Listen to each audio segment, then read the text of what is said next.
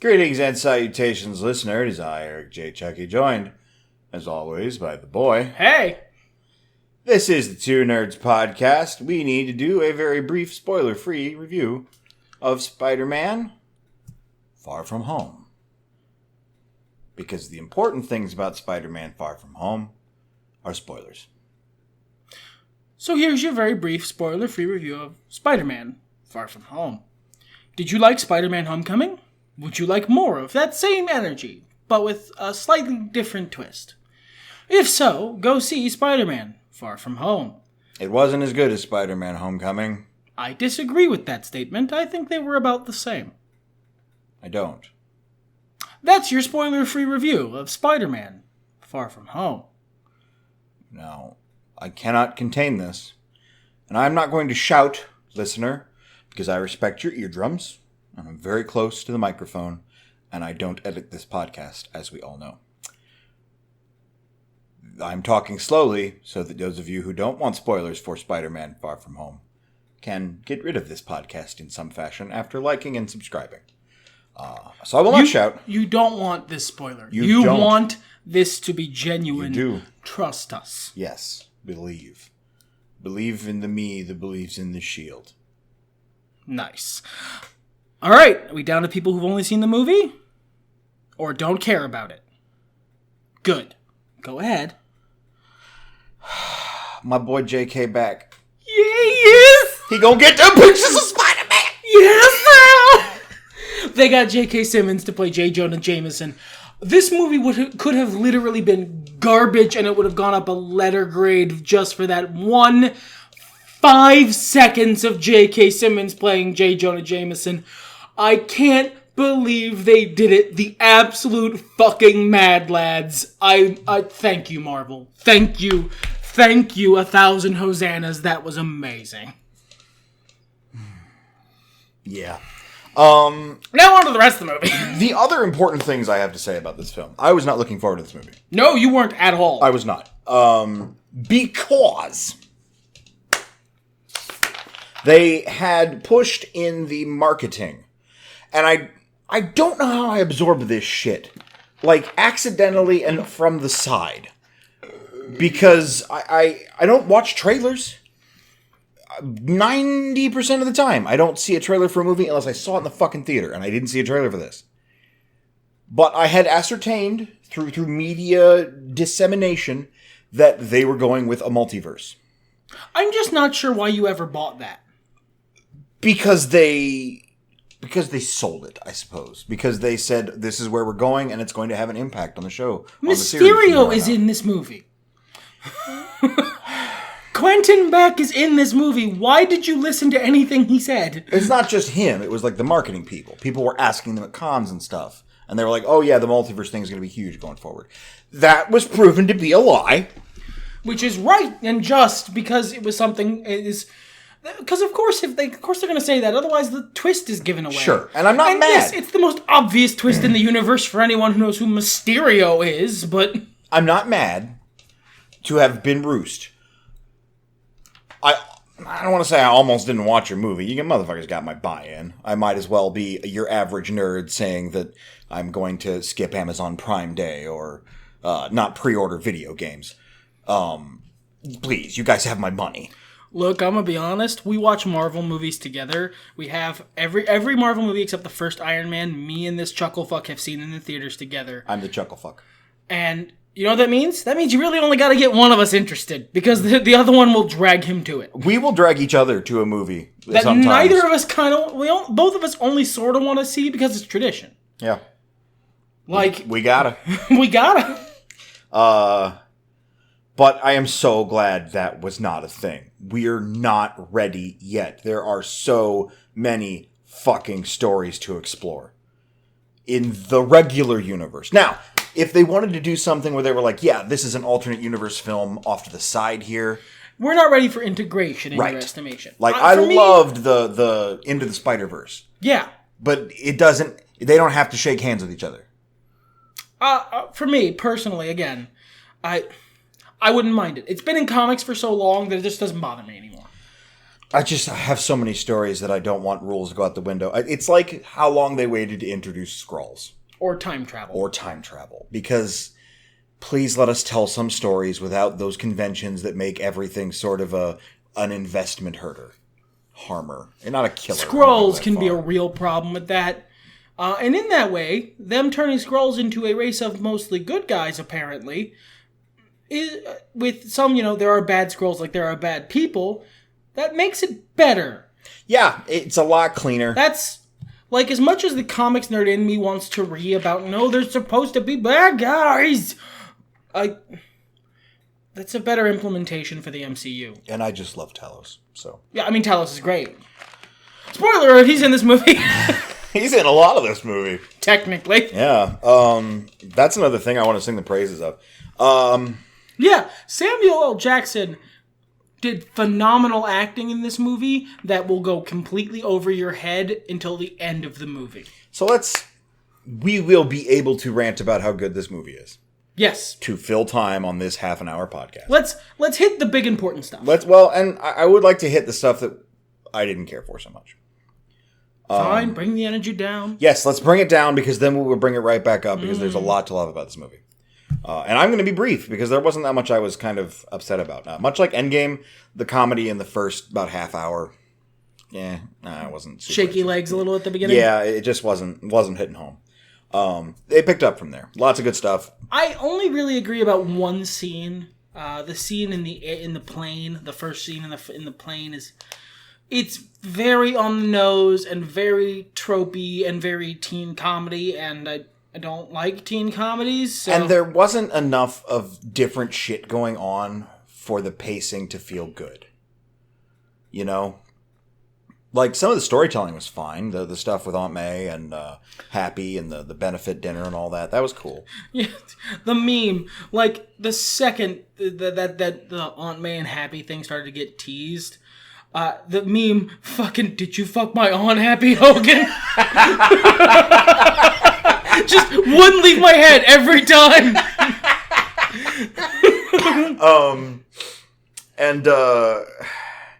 I didn't like the Ned and Betty Brant thing. I liked it. I thought it was... It would have been something I disliked if it took up any more of the movie than it did, but it didn't overstay its welcome for me. I mean, it just... Like, my criticism is just that it was predictable, and I don't feel like it added anything. Just comedy beats. Like, it just added funny. I guess. Because of its predictability, it robbed a lot of the impact of a joke. And it set up good jokes. Like, because it was the setup for Night Monkey, which was fucking amazing. Night Monkey was good, yeah. And there was a couple of others, don't get me wrong. And there were, I know there were moments you chuckled at. Sure. What was it, opera glasses? Oh, so cute. And then it was a good scene. It was all right. Like, and those are good actors. And, I just didn't care for it. This isn't even as strong as my complex feelings about the first Avengers movie. That was it. Those are my criticisms.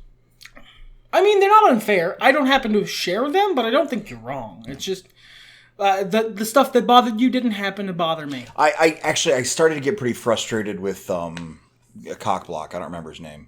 Brian or something. Oh, yeah. The guy who you're supposed to be frustrated with? Right. Well, I got frustrated with it from a meta standpoint. Brad Davis. I'm going to be honest with you. I kind of liked Brad Davis because... By the time I got frustrated with it, which was just before they got back on the bus, when I was kind of like, oh my God, I don't want this movie to be about this. Because again, we hadn't had a lot of really good other beats. It'd been mostly teen back and forth shit. Teen comedy, yeah. Then they got on the bus and it changed a bit. Again, but just shout out, these feel like genuine teenagers. They do, yeah. The acting is amazing. But yeah, they kind of broomed that. They put it on the back burner for a part of the movie. Yeah. Like, they kept the pacing between the teen stuff and the superhero stuff well. It got a lot better. Past that once they got back on the bus. Yep, pretty much.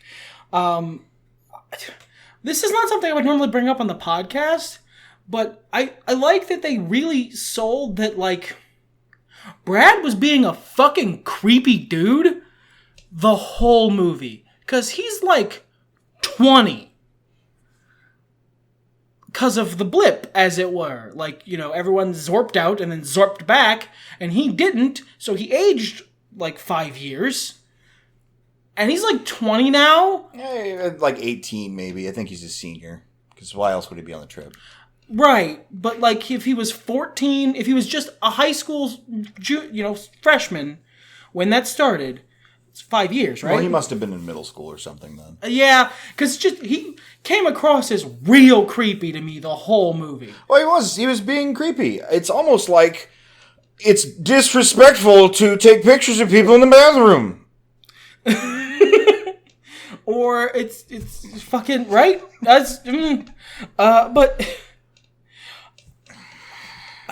But that was good act. It was good acting, and I like the payoff, and I like how it wasn't a big thing. Yeah, I like how it was very clear he was never an actual obstacle. He only looked that way to Peter because Peter has social anxiety. Yeah. And that was it. Those are my criticisms. I do want to. I look. The plot is fine.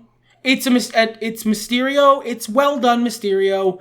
And they put in, look, the J.K. Simmons scene alone would have brought it up a letter grade, but they put in the Mysterio fight. Oh, God, I'm going to be honest with you, I would have taken a lot more shit from this movie for that fight. I would have too. This movie, for those two things, this movie could have been the worst parts of Iron Man 2. And the worst parts of Thor: The Dark World. The worst parts of Iron Man 2 and all of the parts of Doctor Strange where there could have been an Inception horn ringing with the Inception horn ringing. and then you could have given me that and then put in the Mysterio fight and J.K. Simmons and I still would have liked this movie.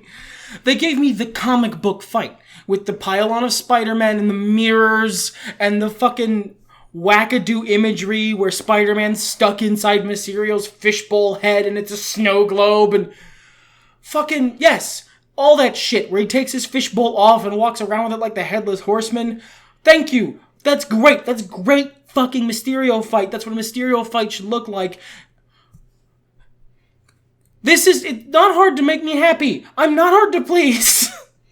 The attention to detail is what really put me over the edge for this whole film. Yeah, and there's so many little tiny things. Yeah.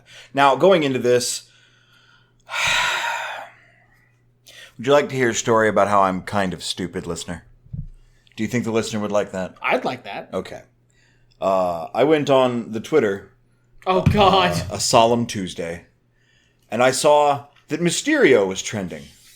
Oh, thought I. Rey Mysterio must have been healed from his injury. Or worse, I should check on my good friend wrestler Rey Mysterio and see how he's doing. Click, surprised Pikachu meme. When I've been reading comic books for 25 years and I still didn't see the twist about Mysterio betraying Spider-Man coming. And I was like, good. Fine. I mean, that's not even a spoiler. It's a confirmation. He's fucking Quentin Beck. Of course he did. It's a confirmation. I don't know if it's a spoiler. It's a lot like a spoiler from another film that I got pretty upset about that if you listen to the podcast regularly, you're aware of. To me, Mysterio is not entirely on the up and up. Is about on par with, did you know Skrulls can shapeshift? It's... Right, no, and that's fine. But I do want to express congratulations to the filmmakers, because even knowing that, 100%, not just I'm a comic book nerd and this is probably going to happen, 100% confirmed, I had a good experience with the movie. Because when he makes his first appearance, and basically the first half of the film, when I'm looking at him going, why does the CGI on his suit suck? Oh. The CGI on his suit sucks because it's in-universe CGI rendered on the fly by invisible flying drones, so it's very slightly out of sync, which is great. When they got the the fidelity isn't fantastic. When they got the Iron Man drones, the quality went up. Yeah, it went up because they're better drones. And there's more. And Jake Gyllenhaal's acting. He did.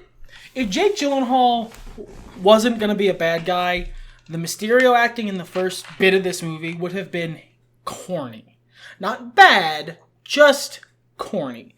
It would have looked like someone who didn't give a shit about the comic book movie he's in. Right. The kind of thing where you bring in a big name actor just because they're a big name actor and they phone in a performance because they don't think this matters. Which is perfect because what he's doing is he's playing Quentin Beck pretending to be Mysterio. Pretending to be a hero. He's playing a guy who's not an actor acting. And he does it astonishingly well because once the real Mysterio starts to slip out, he's fucking Jake Gyllenhaal. He's an amazing actor. Yeah. It's fantastic. And like watching those beats and getting to enjoy that was really fun. Even knowing that spoiler. I think that is quality filmmaking. One of the only complaints I had, and it's not really a complaint because it has to happen for the fucking movie to happen, the level to which Peter trusts Quentin enough to give him the thing he's been trying to con Peter out of, it feels unearned. I don't know. To me, it feels unearned. I respect that, but we know how crushed Peter is following Endgame. Yeah, I mean, he's looking for a father figure. He's looking for someone to shoulder the responsibility that he clearly doesn't want. Got an Iron Man surrogate even. Here's a little old flying guy who shoots lasers in armor. And he has like a cool helmet that comes on and off, and he's funny, and he likes you, and he's acting like a mentor. Yeah, Quentin Beck is a good con man. Yeah, basically. I mean, it really just shows how manipulative he is. And Peter's smart, but he is like 16. They don't sell it very well that his spider sense is a little fritzy. I mean, they make a mention of it, but I don't think they do like a couple bits about it. I don't think they drive home enough that that's why he can't see through Mysterio's like why he doesn't like twig to something off. Well, to be fair, in Spider-Man Homecoming, he didn't have his spider sense. Like, I think that was confirmed out of movie by like Feige or someone. He hadn't developed it yet. Right. So like that happened in between movies. Like, the first time his spider sense happens is in Infinity War. The first time again, this is all stuff that I've gotten off the internet confirmed from, like, Feige and interviews and shit, is when his arm hairs raise in Infinity War and his spider sense warns him about the alien ship, that's the first time that happens to him. Oh. So, like, yeah, not only is it not working well, he's also really new at it. Yeah. Comparatively speaking, so much so that they don't even have the name right yet. And while I love the joke about his Peter tingle, I love that joke. I love that it's awful. I love that it's a joke in universe, and I love that May won't let it go. I love that May knows it's a joke. I don't know that Happy does. He just seems so genuinely enthusiastic about it. Tingle? Like get that tingle working. I believe in you. You get your Peter tingle working. He's just like... Happy. Happy will make a good step uncle. No, you won't. God, I'm worried for Happy Hogan. He's gonna marry May Parker. Well, I mean... Spider-Man's uncles do not have a good track record, man. So it's been a couple of weeks since the film came out, right? Or maybe just 1 week. I don't know. But this is it for Sony and Marvel. For now. They'll renegotiate. For now. I hope they renegotiate, but they're not... Theoretically speaking, from here on out, they cannot mention each other's characters in their films anymore. Yeah, that's not going to happen. Yeah, I expect renegotiations. What that is this is the end of their deal. Far From Home did really well. Sony's not going to leave that money on the table. They're not going to just port Tom Holland out of the MCU. It wouldn't work. No. Audiences wouldn't stand for it. And so they don't want to put that... They're not going to leave that money on the table. This gives them... Hey, we have the rights to Spider-Man, and Spider-Man's doing really well, and you're really, like, he's like the new Iron Man. You're putting him as, like, the new big guy. He's the new genius, right? Maybe you fucking give Sony some more of that fucking sweet cash then, huh? How about that? I hope that Sony is not... I hope that neither party is too greedy to continue. That would be a fucking tragedy, because these movies are good. Yeah. And what would actually happen is it would go dead for a couple years, and then we'd get a new version of Spider-Man in the Venomverse. And I don't want that. And fucking look me in the eye and tell me I'm wrong. That is exactly what would happen. But anyway, we we did a lot of research as well into the little things. Some of them we noticed. Some of them we picked up on. Yeah, some of them I absolutely did not. I don't mind telling some you. I didn't either. And I think it's really cool that they slid stuff like that in there. I do want to take a moment to mention a couple things that I think we mentioned last time. I think in the Homecoming review, I did mention that I really like what they did with Flash. I even more like it now. Yeah, Flash Thompson is a great character in the MCU. Oh, I never got to tell you my idea. Tony Revolori, I believe is his name. Yeah, he's a great actor. He's fun as hell. I want him to be the target instead of Gwen Stacy when they bring in a goblin. Because they haven't really set up Gwen Stacy. No. And to be fair, the Osborns aren't a part of Peter's world. He flew past their mansion. Yeah, but they're not. He's not friends with Harry. Right. But I would love for him to be the guy, and then because he's like a rich kid. Yeah. Maybe he and Harry seen hanging, or him and Peter seen hanging out together. Whatever. Oh God, yeah. Because at the end of this movie, they nuke the Spider-Man secret identity, which I'm actually fine with. Joe Quesada's not allowed to go ruin this one, so I actually might get to see what the stories that come from Peter Parker living out in the open. Well, and it would be a great, thing for Green Goblin to go. Flash is a huge Spider-Man fan. Mm-hmm. I want to see how he deals with that in the next movie. But anyway, I want Flash to be the other person on the end of the stick, the other person who's that in the bus full of nuns or whatever it was. I want him to take the fall. I don't want him to die. I want him to get paralyzed. They're not going to get rid of Eddie Brock. I want Agent Venom. They don't get rid of Eddie Brock. They've already got the multi-symbiote world going. You don't need to get rid of Eddie Brock. You just really want Agent Venom. Just really want Agent Venom. They gotta earn it. Yeah, they do. But I'm talking like a couple movies from now or something. But I would like to see this Flash become Agent Venom. If the deal comes through and Sony agrees again and all that shit, I would like that, but I don't. If the MCU goes on long enough, all things are possible. Sure. Yeah, I just, these are the stories I want to see explored. And we're going to get a third movie regardless. That's already a thing. The depth to which it's Marvel-y depends on money, basically. But I did like a lot of little touches about Nick Fury's identity. Yeah, that's Samuel L. Jackson does great acting because he's not acting quite like Nick Fury all movie. He's acting like 90s Nick Fury.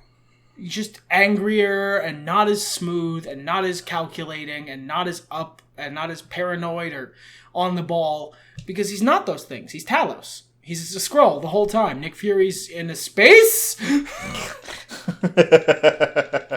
A+. Yeah, fantastic. And I liked all the hints about Mysterio because they were there as well. Yeah, both in how he was portrayed and the slightly off effects, and they as much show you two stealth drones moving through the water to make Hydro Man. Yeah. That's so cool. I love that they shouted out the actual Hydro Man origin story. Yeah, that was cool too. The talk between the kids, the teens, is always pretty cool. It's very natural. It got you that and Night Monkey. Yeah. But we didn't really go much into the plot because it's a Mysterio. He's trying to scam Peter Parker out of something. He manages it. Peter has to be Spider-Man to get it back. And then with his dying breath, he fucking ruins Peter's name, which is just Quentin up and down. Yeah. They did pull an MCU in that they killed the villain again. It raises questions as to who that eventual Sinister Six is going to be. You left Vulture alive. Why couldn't you have left Quentin alive? You could have left Quentin alive. I really liked him. He was fun. You left all his minions alive. I don't... Grumble. I mean, there could be a Mysterio on the Sinister Six. Just a different one of his minions? Or just the lady holograms. The lady who was doing the cape? You could mess with him. That could mess with him. Yeah. I don't know. There's a lot of potential in a finally really good Spider-Man franchise. Like, this second movie coming out and being good really gives me hope. And that's like the second of the original Spider-Man trilogy was good, but it didn't...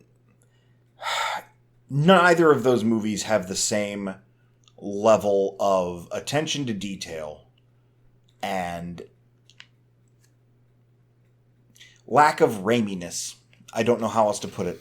I love Sam Raimi, but he does what he does. He's Sam Raimi. Always and forever. And whereas this movie feels like a Spider-Man movie first and a whoever the fuck the director is movie second. Absolutely, yeah. It's tonally slightly... we mentioned this after we went to the theater, but the Spider-Man movies are tonally slightly different from the rest of the MCU, which I kind of like. I like that Spider-Man is his own thing. I love the little scenes, like the little scenes where we both get to see Peter Parker come into his own as not just Spider-Man, but also Peter Parker. He's a genius. And we get to see that happen too. And I like that. I like that Happy is like really pleased to see Peter being Iron Spider, as it were. And something I thought I noticed in the theater, but didn't want to call out in case I was just wrong and silly. There's a spoiler for the Spider-Man game in 2018 hidden in the movie. Neat. He hasn't played that game, so I'm not going to say what it is. I played parts of it. Wrong. Very, very wrong. You play Night Monkey. No. I played Ben Reilly. What are you talking about? Yeah. I can't say this is like anywhere near my favorite MCU movies. No, I would say it's above Ant-Man. Sure. I would put it right in line with Spider-Man Homecoming and like Guardians of the Galaxy Volume 2. It doesn't quite have the emotional gut punches that Guardians of the Galaxy Volume 2 does, but overall quality of film, about there. I'd have to actually sit down and make a list. There's too many MCU movies. I'm not going to bother listing them. It's just not. No, like but I would have to bother actually ranking it. So, but I did enjoy it, and I'm just so glad they're not doing the multiverse yet. I'm just so very glad. The depth of your relief is just buying this movie a ton of credit. Yeah, I mean, like, I had a third thing on top of J. Jonah and the Mysterio fight, was that the multiverse is not happening. Until that line where he's like talking about how the guy made up the backstory, it was still possible. And that's a good line too, where he's like, the backstory you made up is completely stupid and insane, and apparently it's believable. Apparently. Yeah, I recommend seeing this movie. I recommend looking up trivia about it. I'm really curious about what we've got coming in Phase 4. What's the sign say? You're gonna love what comes next? Yeah. I hope Spider-Man sticks around. I hope that corporate greed doesn't win out over how you'll actually make more money, you fucking morons. Like taking a very slightly smaller cut to make many Spider-Man movies that people like and watch, as opposed to taking a larger cut and making not Spider-Man movies that people want to watch. Seems like it'd be an easy call. But I'm very excited to see what the next parts of the MCU are. Because they've mentioned that there's not really a Phase 4. No, yeah. This was 3 phases of the Infinity War arc. Yeah, the Infinity Saga is what they call it. And now we're in Marvel. We're in the post-game now. Yeah, we're in Marvel. This is just the MCU. They're just Marvel. They're Marvel movies now, like Marvel comics. I'm sure there will be another saga. Oh, well, we'll build up to Avengers and crossover. We're just comics now. It'll build up to crossover events. Stuff will happen, but there's no big 10-year overarching story they're planning on telling. I think the next big beat we're going to get is the X-Men. That's a few years. I wouldn't expect the X-Men until after the next Avengers movie. Oh, sure. I just think that's the next big beat we're gonna get. Yeah, you're probably right. And honestly, if you're gonna do multiverse, that's when you do it. Because that's the way you make sense of the mutants being able to be the mutants with their long history over years of strife, and how you make Magneto a Holocaust survivor, which he's just not the same character without that. He can be a good character without that, but he's not the same character without that. There's some that could be done clandestine, but you'd have to work pretty hard at making it believable. You'd have to be some sort of really good writer and storyteller who's very smart and handsome. Looking at you, Kevin Feige. But I think if it were me, that's when I'd do the multiverse. I'd put the X-Men in a different multiverse and have that integration be the conflict. A universe where there's not Iron Man and Thor and Captain America. A universe where there's the X-Men, Doctor Doom, and the Fantastic Four. Well, you could also have it something to do with the snap, too. Yeah, all that cosmic energy and stuff. Mm-hmm. But that makes them new. Well, no, they have their own history. Think of like DC's Two Earths. Well, basically, still a multiverse. Right. It's just a small one. Yeah, they're combined now. Where did these mutants come from? We've always been here, bub. Yeah, it doesn't... I'm just spitballing. I'm excited for what comes next. I trust these people, which is exactly the moment at which they tend to betray you. Everything's better when nerds talk about it.